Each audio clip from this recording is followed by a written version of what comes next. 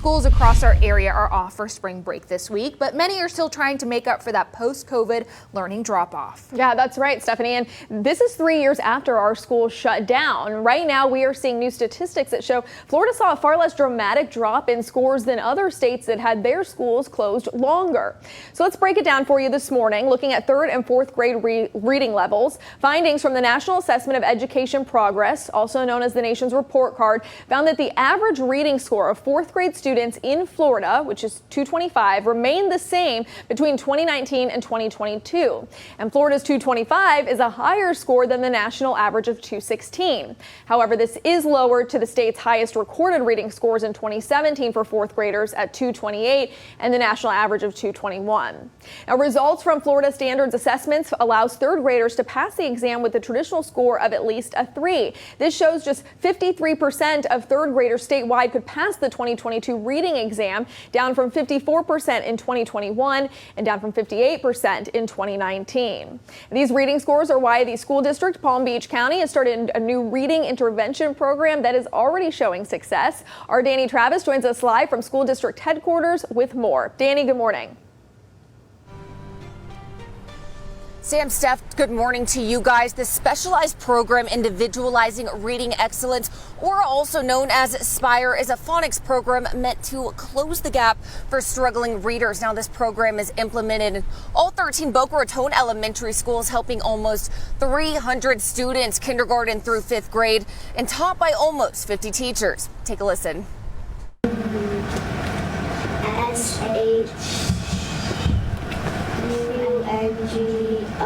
Lorraine Overton, a resource teacher at J.C. Mitchell Elementary, says the 5 different groups of students she teaches S.P.I.R.E with are more than 2 years below grade level in their reading because of the pandemic.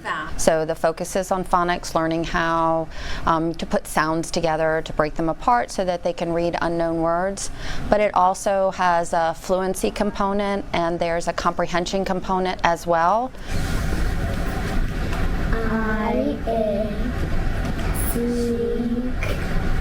It definitely impacted a large number of students, so this just kind of fills in the gaps and really has made a lot of progress for some of our children. Progress that 3rd grade students like Bailey Colarelli and Valeria Alfonso have experienced firsthand since joining S.P.I.R.E months ago. It's actually really fun because we get to learn new stuff that we didn't get to learn when COVID started going on. Students are in the program for 30 to 60 minutes a day, 5 days a week. The small group instruction has no more than a 6-to-1 student to teacher ratio to ensure each student gets the individual help they need. But I kind of like all of it.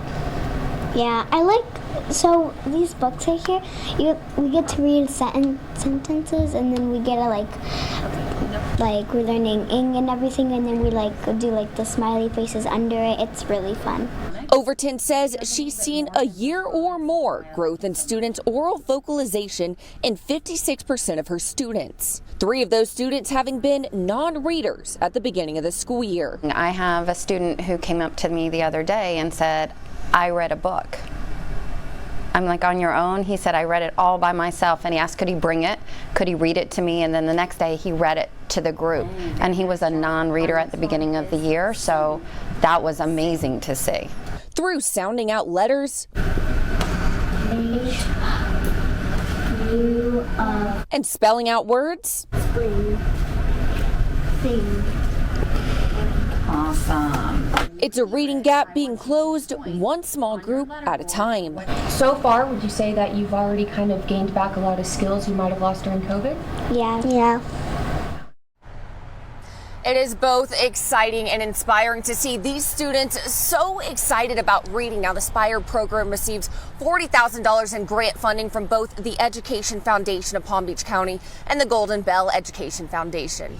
This week's hometown hero has been a pediatrician for more than 40 years, helping children in underserved communities right here in Palm Beach County and his home country of Haiti. And I can tell you, after talking to Dr. Jean Moniz for just a little bit and seeing him with his patients, it is clear the families he serves both locally and internationally are more than just patients, and treating them is more than just a job.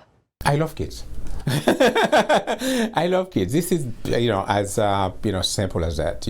I love kids. I love working with kids and make them feel better. This is a very, very nice feeling. Everybody has my cell phone. They have to have somebody they can call at any time. And I am the doctor. They know that. I'm a family member.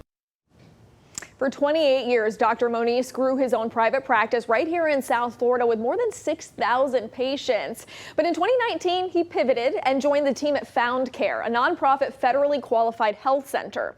Now he serves as their pediatric medical director, where he gets to put his decades of experience to use in a new home that shares his same goal of providing everyone with quality health care. They have the same vision that I had as a private practitioner, because my office, I have generation of families together. And the fact that I'm Haitian, originally I speak Creole, I speak French, I speak Spanish. So that's a big plus, with the community that we're serving. And this is the same thing that I found at Found Care. Dr. Moniz also continues to give back to those in need in Haiti. He travels to his hometown a couple times a year to offer free vaccines and health screenings to hundreds of children there in Haiti. And he tells me he will continue to go wherever he is needed for as long as he is able to. You can read more about Dr. Moniz's work right now in my monthly Heroes column in Palm Beach Illustrated and on our website, cbs12.com. This is a live look at our site right now. You can find that article on our homepage.